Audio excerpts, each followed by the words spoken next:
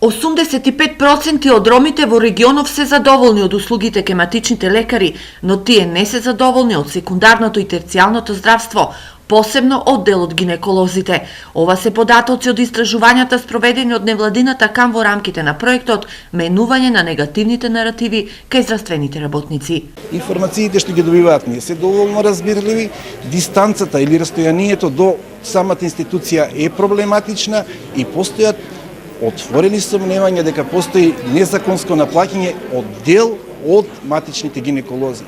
Во проектот се опфатени 300 ромски семејства и 24 здравствени професионалци од Делчево, Виница и Пекчево, а целта е позитивните примери да надвладеат над негативните. Проблемите понекогаш произлегуваат и од непознавањето, од несоодветното и недоволното познавање на правата на самите пациенти.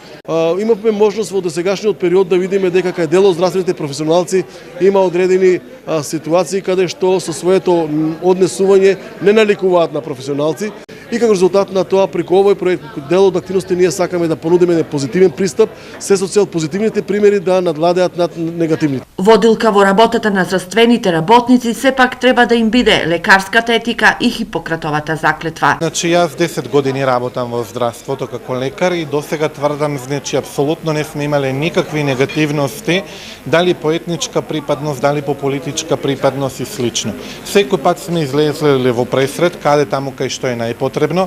Наша законска обврска е секој што ќе побара здравствена заштита да биде прегледен од наша страна, а потоа да направиме преценка за што станува збор за итнос или не и благовремено за сето тоа да го информираме пациентот.